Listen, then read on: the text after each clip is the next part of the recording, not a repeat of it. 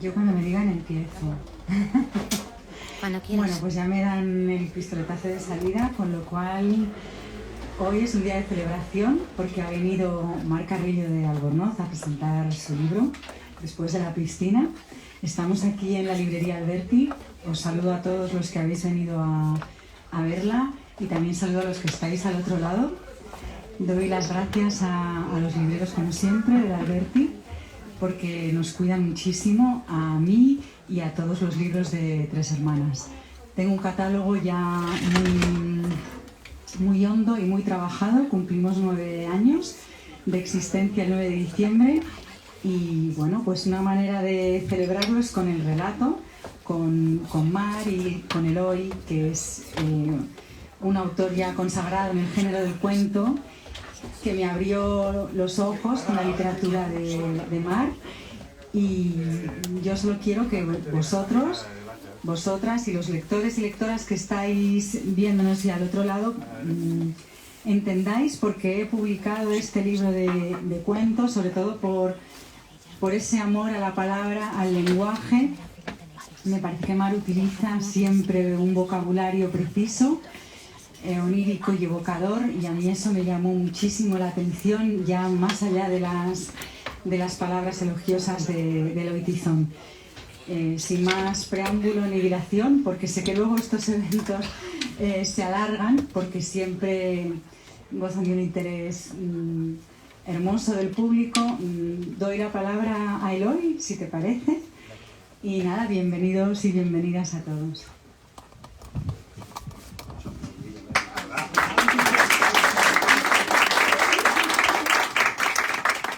Muchas gracias, Cristina, y enhorabuena por los 9 años, que no es fácil para una editorial cumplir esos años, haciendo un trabajo además muy riguroso y bueno, con un nivel de exigencia muy alto, ¿no?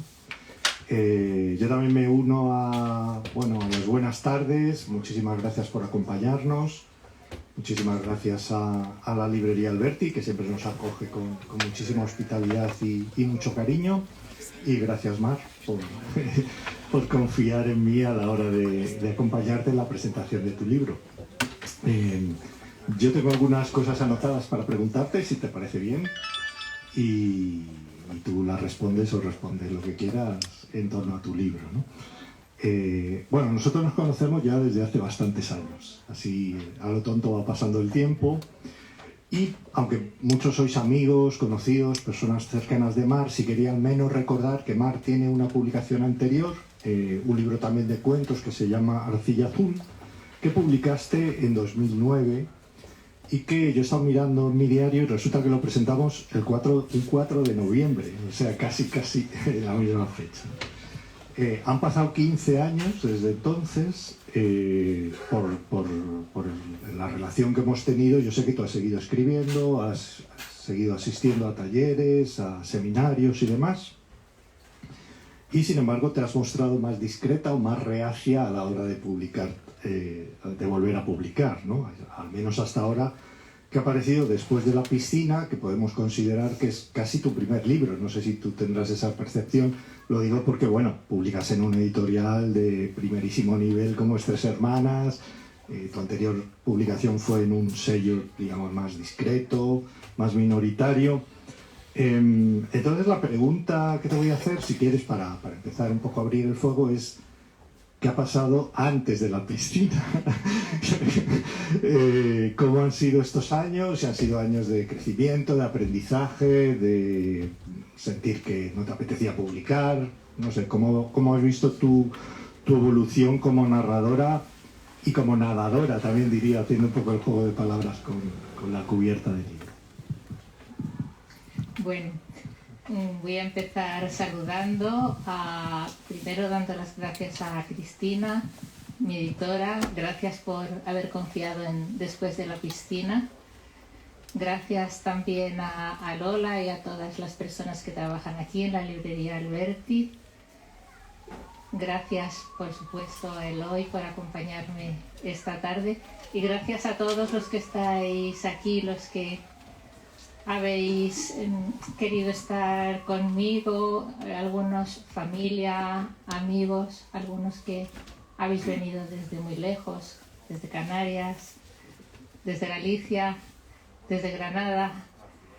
Gracias de verdad a todos, me siento muy arropada y muy a gusto en esta sala que es tan cercana, me gusta mucho, me hace sentir bien.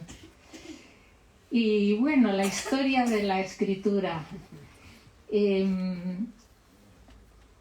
Arcilla Azul en 2009.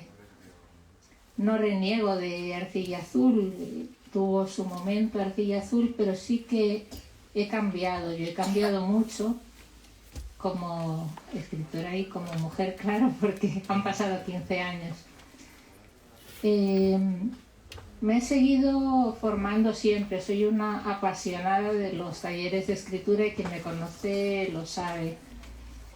Me encantan los talleres de escritura, me encanta, desde el primero que fui, mi primera profesora fue Isabel Cañelles, la conoces. Tenía 40 años cuando empecé a escribir, ya era mayor. Y he seguido en esa formación, en esa evolución, y rescato de esa primera profesora un poco lo mismo que rescato en ti, Eloy, como profesor. Y es esa capacidad de sacar lo mejor que hay en la escritura de una persona, de reforzar sus logros y al mismo tiempo plantearle nuevos retos. Y eso es lo que yo he querido a lo largo de este tiempo. Este libro, Después de la piscina, tardé 3 años en escribirlo. Empecé después de la pandemia, en 2021 quizá. Y ha tenido un montón de versiones. Al principio tenía incluso otro título, luego fui añadiendo relatos y a la vez que añadía relatos, los antiguos me parecía que ya no me sentía identificada con ellos, como que ya me gustaban menos y como una especie de capas, los antiguos iban quedando atrás y los nuevos iban encontrando su lugar y se fueron ajustando hasta que ya muy recientemente, a comienzos de este año prácticamente, tomó su forma actual. Su forma actual de la que me siento orgullosa. Me siento orgullosa de este libro porque lo considero como un balance vital, como que he puesto mucho de mí en él, que está muy impregnado de mi propia vida y creo que el resultado final es un libro que es coherente, que los relatos forman un todo y bueno, me preguntabas qué ha ocurrido entre medias. A ver, también no solamente he escrito relatos, porque mi profesión hasta junio de este año pues era psicóloga, en concreto psicóloga forense, aquí están compañeros. Y las psicólogas forenses pues tenemos que escribir también, pero de otra manera. Escribimos desde la máxima objetividad, desde la máxima... Entonces, qué complicado es cuando escribes desde las vivencias más íntimas, como es la literatura, y al mismo tiempo escribes desde la máxima objetividad, estás observando a las personas desde fuera y cuando escribes estás dentro, estás escribiendo desde lo más íntimo. Entonces, por echarle la culpa a alguien, pues se le echamos a los informes de psicología forense.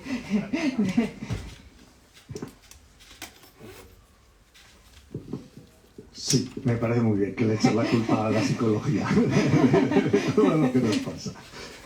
Bueno, Cristina lo ha dicho en su presentación, lo explica muy bien. Creo que cualquiera que se acerque a tu libro detecta en primer lugar un gran amor por la escritura, ese cariño artesanal por el trabajo bien hecho, por la literatura bien trazada, Son cuentos, ya lo verán, sin destripar nada, no tanto de argumento, diría yo, sino más bien de construcción de atmósferas. Tienen un registro poético, creo que muy notable, y son cuentos en general breves, bastante breves cada uno de ellos. Yo los veo un poco como si fueran teselas de un mosaico, ¿no? Como esta mesa, ¿no? Cada mosaico es distinto y todos juntos conforman una visión general, ¿no? O como fotos que están puestas en un corcho y cada una es un pequeño trocito, un fragmento de vida, y todas, si las vemos en conjunto, de alguna forma desarrollan una historia mayor. Yo por lo menos lo he visto así, porque creo que hay bastante unidad en tu libro, no son piezas sueltas y que no tienen nada que ver unas con otras, ¿no? Y además eso se reafirma porque hay los conductores, ¿no? Vamos a hablar de alguno de ellos en esta charla. Me gustaría comentar alguno de ellos. Uno que yo creo que llama bastante la atención es la idea del viaje. O incluso yo hablaría quizá más que de viaje de desplazamiento, porque no siempre es un viaje físico, de un viaje de ir del lugar A al lugar B, sino que a veces hay como digo, una especie de itinerancia o de traslado del personaje, de forma que algo se modifica en el interior de ese personaje, ¿no? Que suele ser una narradora, que yo me la imagino parecida a ti, no sé por qué, que de alguna forma después de realizar ese periplo, si se puede llamar así, algo se ha modificado en ella, el estado de ánimo, la manera de ver las cosas, ¿no? A veces, como tienen también ese aire onírico, alguno de ellos al que se ha referido Cristina, también podrían ser como viajes a través de un sueño o de alguna atmósfera que comparte esa textura, ¿no? Yo en algún momento pensaba llamarlos viajes astrales, pero reconozco que es exagerar un poco, pero me gustó esa idea del viaje astral, ¿no? Si me lo permite. Podrían tratarse de experiencias psicodélicas, no sé, tienen ahí como una rama interesante, ¿no? en tu literatura. Entonces, la pregunta es qué importancia le concedes a ese aspecto de viaje, de traslado, de modificación en tus cuentos. Bueno, como has dicho, yo creo que se trata de un viaje interior de la protagonista de la mayoría de los relatos. Es una mujer, se parece a mí, pero no siempre. Se parece a mí bastante, pero no siempre. Entonces, también yo veo otro viaje y otro cambio, que es el de la propia escritura, como en el acto mismo de escribir se va cambiando, porque hay muchos de los cuentos en los que sorprendemos o pillamos a la narradora en el momento mismo de escribir, en el momento mismo que ocurren las cosas, y nos metemos de golpe en lo que está pasando. Y eso ocurre sobre todo en los cuentos que hablan de situaciones positivas, porque se habla de muchos estados de ánimo, como has dicho, hay viajes a través de los estados de ánimo, de las emociones, de los sentimientos. Hay cuentos que son tristes y otros, la mayoría, alegres. La mayoría, me refiero a que la mayoría son alegres, que son, o sea que en todos ellos yo veo una visión del mundo optimista, en general, en el conjunto del libro. Entonces, ya no me acuerdo de lo que estábamos hablando. Transformación. O sea, por ejemplo, Sí. ¿cómo te planteas tú ese momento de transformación? ¿Es algo que surge espontáneamente? ¿Lo planificas cuando empiezas a escribir? No planifico. Yo cuando empiezo a escribir, empiezo con una frase o con una imagen.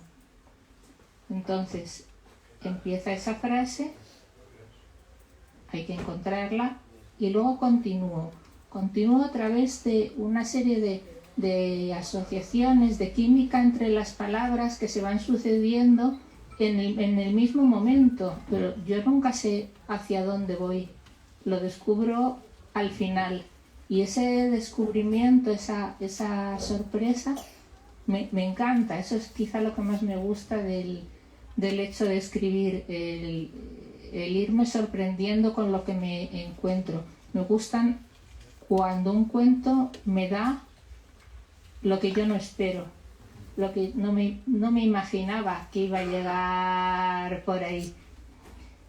Y sí, ya sé, estábamos hablando de los cambios, pero a veces esos cambios son sutiles. Como el libro tiene mucho que ver con la naturaleza, con la admiración que siente la protagonista hacia la naturaleza, pues esos cambios a veces en la luz, en un color, en una temperatura, son los que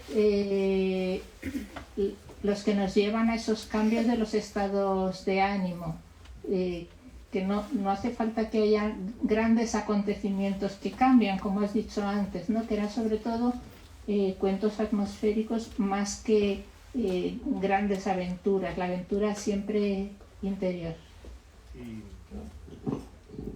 Como curiosidad, entonces, sobre lo que has dicho de la primera frase, si no tienes la primera frase, ¿no puedes escribir el cuento? ¿O puede ser que tú empieces el cuento y en el proceso encuentres la primera frase? ¿Cómo Pues si empiezo con una primera frase que no me gusta, sea por el tono, sea porque no he elegido la voz adecuada, entonces no sirve. Hasta que no encuentro la primera frase no logro avanzar. O a veces en vez de una frase, en vez del lenguaje mismo, es una imagen. Por ejemplo, las raíces de un magnolio están rompiendo el suelo de una casa colonial que era de una tía mía. Y tengo ese recuerdo.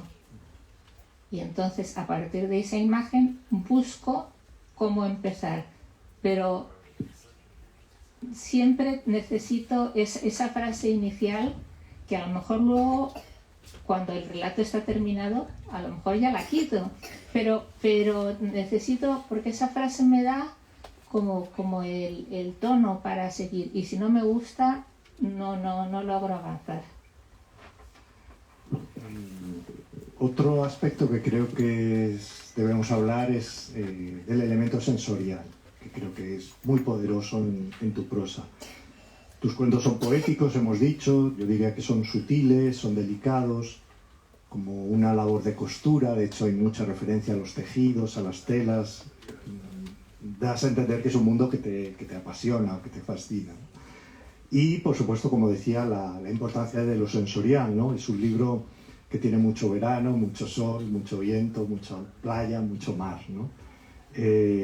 Hay por tu parte como un deseo de recrearte en la vista, en el oído, en el olfato, en todos los sentidos, casi hasta rozar la sinestesia en algunos momentos, ¿no? Por mencionar alguna frase, hay un cuento en el que dices: como campos de distintos verdes que contemplas desde la ventana del tren, o cuando viajas en coche por carreteras secundarias y al ver el mar te quedas sin aliento. Es como muy bonita esa imagen del mar entrando en la ventanilla, ¿no? Hay, por supuesto, muchos elementos vegetales, flores, árboles, hojas, pétalos. El árbol sabía guardar un secreto, escribes. En otro momento, sonidos como de llanto o de delfín perdido. Bueno, se podrían citar muchísimas frases, y creo que es el momento de que nos hables un poco de la importancia de lo sensorial que tiene para ti, para tu prosa, para tu escritura, que se adivina que es mucha, pero sí, bueno, nos lo tienes que contar tú. Sí, es cierto, le doy muchísima importancia a lo sensorial. Para mí este libro, lo que deseo con este libro, como hablábamos antes, es transmitir a los demás emociones y sentimientos. y la forma que yo tengo de transmitir las emociones y los sentimientos es a través de los sentidos, con una presencia muy fuerte de los sentidos. Y también lo que has dicho de las texturas, me di cuenta justamente al terminar el libro que en casi todos los cuentos hay presencia de prendas de vestir. Hay falda, blusa, camiseta y siempre con un carácter simbólico positivo, con connotaciones positivas las prendas de vestir. Y, por ejemplo, pues en un relato que se llama Pendiente, la protagonista es salvada por su eterna camisa azul. Otro relato que hemos hablado de las telas, ¿no? de los tejidos, pues hay un hombre y una mujer y se comunican, que están separados, y se comunican a través de los bordados de una colcha. Y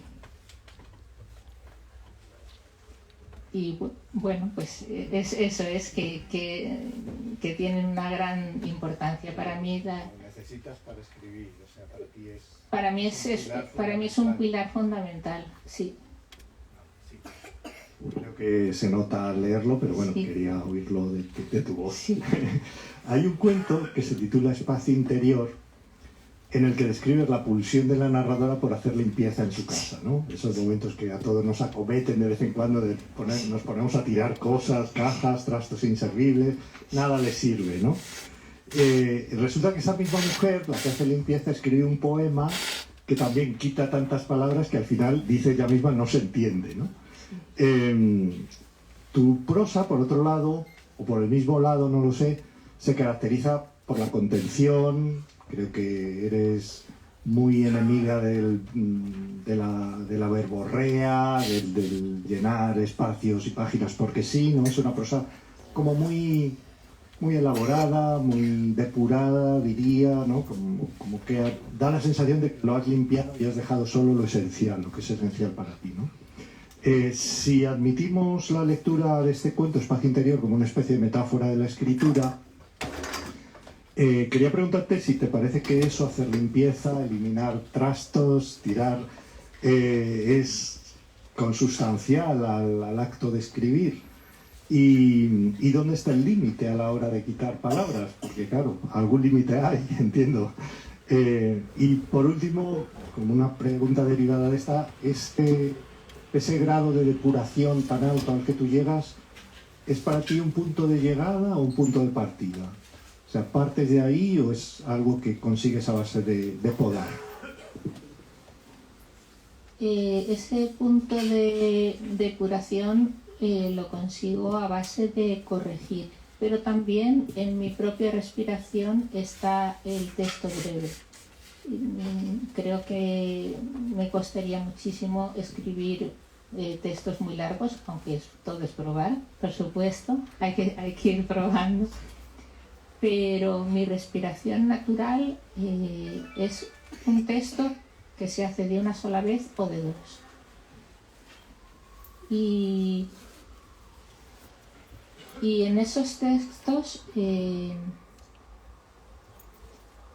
creo que es importante las elipsis y son importantes los finales abiertos. Entonces, en esos huecos que hay en los textos, es donde el lector puede participar, puede poner de su parte y colaborar en la propia escritura de los textos.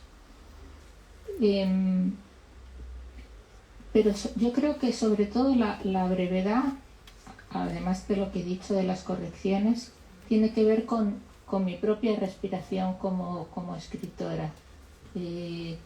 Sí que me gusta soltarme y ponerme a enumerar o a escribir todo lo que se me viene por la cabeza, pero hasta 2 o 3 páginas, como le pasa a un personaje de un cuento que se llama Nuestra Casa, que bueno, es una familia que vive en un paréntesis y entonces se pone a decorar el paréntesis y a seguir añadiendo cosas y cosas y cosas, ¿no? Y sí que, o sea, es un poco paradójico porque ahora estoy diciendo que me gusta añadir y también me gusta quitar. Puede ser las dos cosas a la vez, a lo mejor. ¿Tu corrección sería más añadir o quitar? Quitar. Quitar. Predomina, ¿no? Quitar. Esa es la sensación que da, pero bueno, nunca. O sea, que los cuentos, digamos que la primera versión del cuento es más larga que la que nosotros leemos, en general. Bueno, en eso también ha habido una evolución. En los más antiguos, como les pongo más pegas, soy exigente conmigo misma. Y a los más antiguos les pongo más pegas y les quito más. Y a los que he escrito más recientemente, en el último año, en los últimos 2 años, la verdad es que esa primera versión que suelto de una sola vez o de 2 veces queda prácticamente intacta. Ya no cambia mucho. No cambio mucho, sí creo, podemos llamarle inspiración o otra cosa, pero sí que creo en ese momento en que el texto te sale de una vez. Acabas de hablar ahora sobre el lector. Yo tenía una pregunta específica sobre eso. Está claro que tu libro, o tú como escritora, no eres de las que se lo da todo masticado al lector, como suele decirse, ¿no? Creo que juegas con elementos sugeridos, con elipsis, con veladuras, de forma que el lector tiene que hacer su trabajo y leer entre líneas. No son textos de evasión o para pasar el rato. Hay como un cierto halo de misterio en tu narrativa. Hay una frase que dice tu narradora o una de tus narradoras que yo creo que responde a la pregunta de qué tienes o qué tiene esa narradora en mente cuando escribe, porque tú dices que alguien ajeno se emocione, un poco lo que has dicho ahora, una señora que vive sola y aburrida a veces, una chica en el metro, un hombre con gafas sentado en un banco del parque. La pregunta es, ¿qué lugar ocupa el lector en tus ficciones? ¿Lo tienes en cuenta a la hora de escribir? ¿Te lo imaginas de alguna manera? ¿Es una presencia cómplice, intimidante? ¿Es como tú dices, una señora que vive sola y aburrida, una chica en el metro, un hombre con gafas en el parque? ¿Qué relación tienes con esa figura imaginaria? Porque claro, cuando estamos escribiendo no lo tenemos delante. Me gustaría que fuera una señora sola y aburrida y un señor que está con gafas sentado en un banco del parque. Me gustaría que fueran personas muy distintas. Yo me doy cuenta que algunos de los cuentos los entiende mejor una persona de mi generación, porque hay alusiones a canciones, a películas, a personajes que corresponden a mi generación. Y eso me ha hecho pensar también, porque lo que más me costó, yo creo, fue ordenar los relatos. Le di muchísimas vueltas. Y siempre el primero estaba el que está ahora, Frutos del Bosque.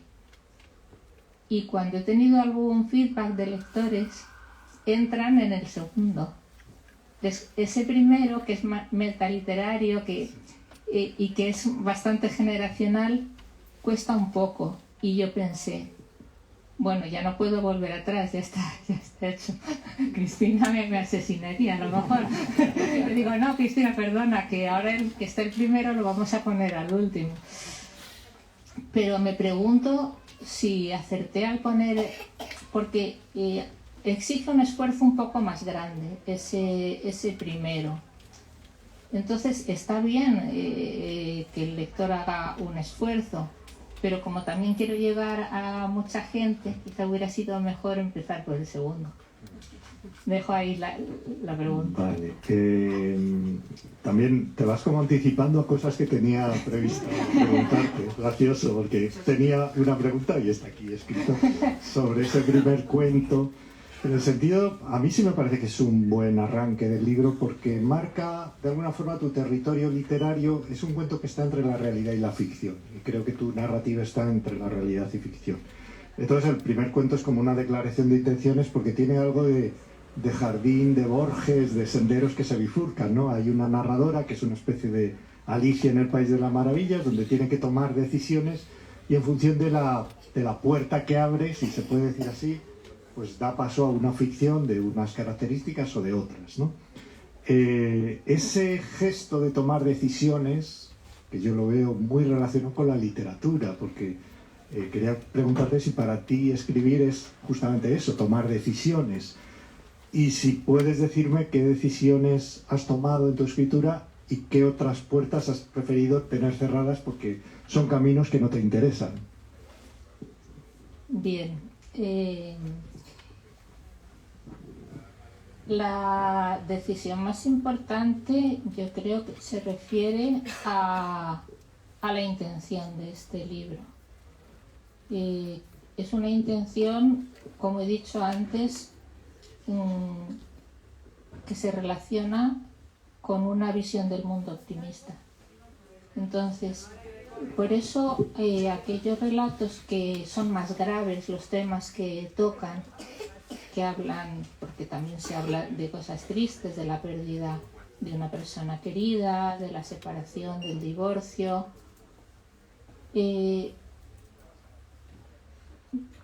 prefiero abordarlos con una cierta distancia. Están ahí, pero no estamos dentro. Quizá después, ¿no? Estamos después de que eso ha ocurrido ya. Me gusta mucho el adverbio en el título. Y entonces rechazar, o sea, no es que diga que no existen las cosas negativas de la vida, pues sí, ya sé que sí, pero prefiero que el enfoque sea más luminoso, por decirlo de esa manera, y esa es una decisión, es intencionado. Sí, pero me gustaría que concretaras un poco más, si puede ser. O sea, sí. ¿Qué cosas no darías cabida en tu literatura?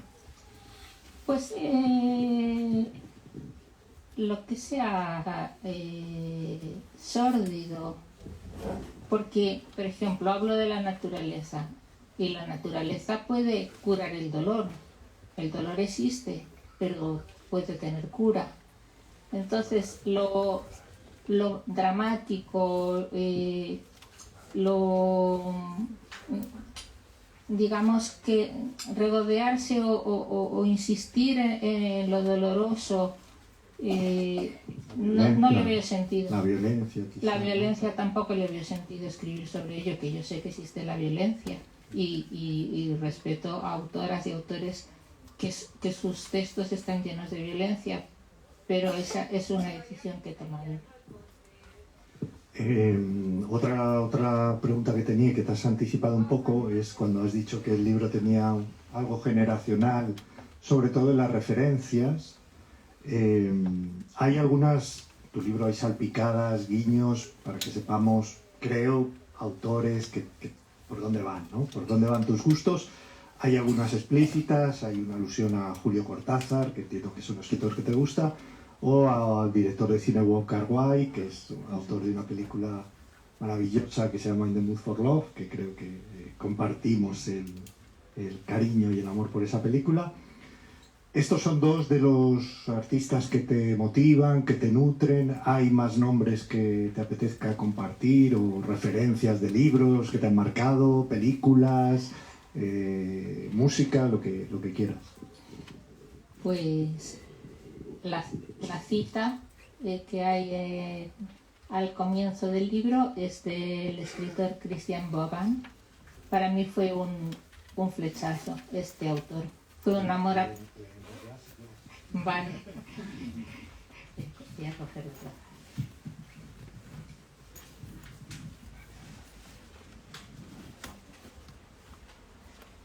Ante un gran árbol o un fuego, uno no se preocupa de tomar notas.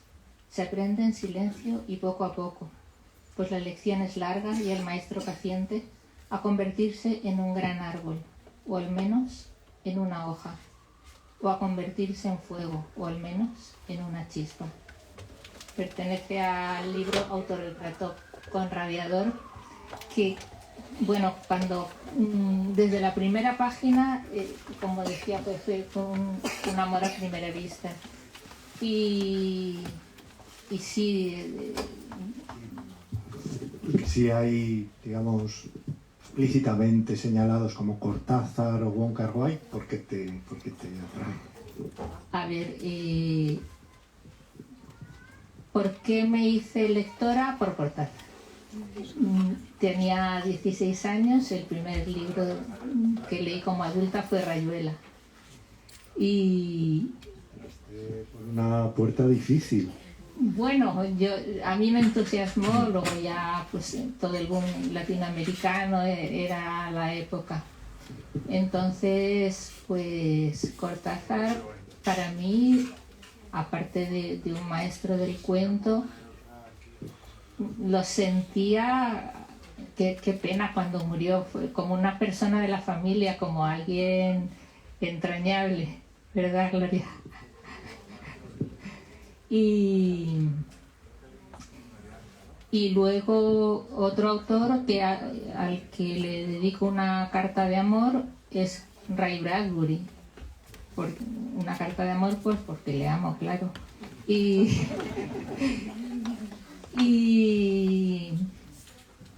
¿Pero qué cosas crees o qué huella han podido dejar Cortázar o Bradbury en tus cuentos?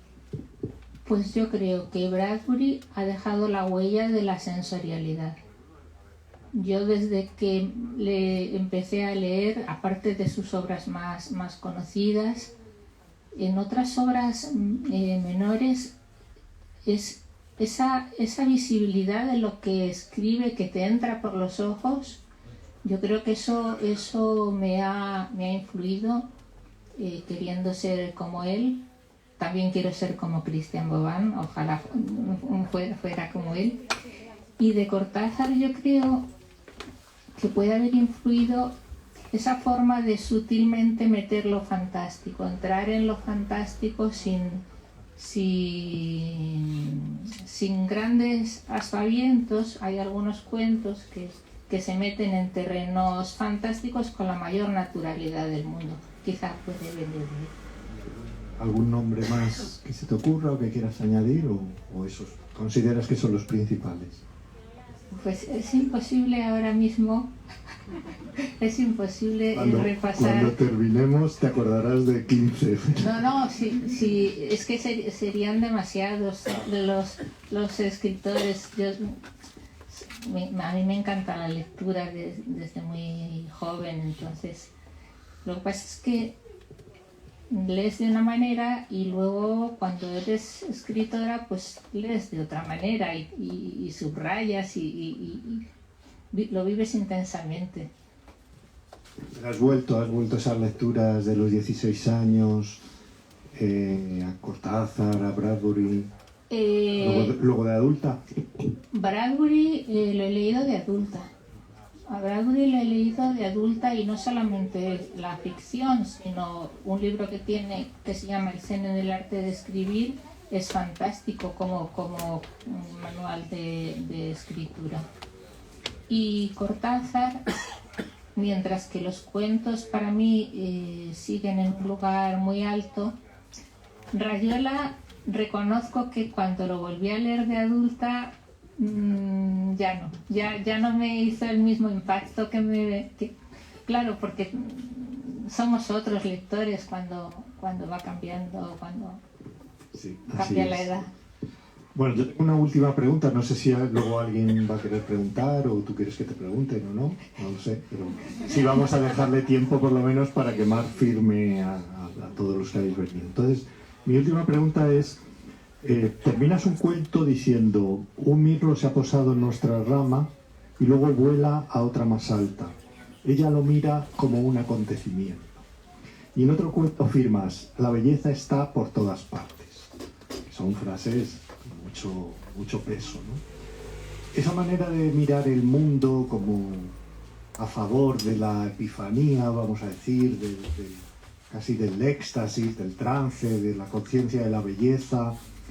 ¿Es importante para ti? ¿Es tu forma de abordar la literatura? ¿Te parece que esa manera de mirarlo como si todo fuera un acontecimiento es necesaria? Pues yo creo que sí, porque en realidad la belleza, como decíamos, está por todas partes. O sea, es una cuestión de cuánto tiempo miras una cosa. Si miras una cosa despacio, esa piña, puedes encontrar la belleza en esa piña y escribir sobre esa piña también, ¿no? Si pasas la mirada como un barrido, seguramente no voy a caer en la tentación de hablar de la sociedad actual y eso ni hablar. pero que la belleza puede estar en todos los objetos cotidianos, en las cosas que nos rodean de la vida cotidiana. Y no hace falta que sean grandes cosas. El otro día iba caminando por el paseo marítimo de Almuñécar, levanté la vista y la luna menguante, muy menguante, era solamente un hilito blanco. Y me quedé totalmente colgada de esa imagen, ¿no? Me parece que la belleza es una gran fuente de felicidad y encuentro ahí una motivación para la escritura. Me parece que es una postura estética y también moral, ¿no? Es una postura estética y también moral, uniéndolo con lo que hemos hablado antes, de rescatar lo más luminoso y dejar un poquito de lado, o al menos no negarlo, pero guardar cierta distancia con los temas más graves. Muy bien, pues por mi parte no tenía más anotado. No sé si alguien quiere hacerle una pregunta o directamente pasamos a las firmas. No hace falta, yo creo.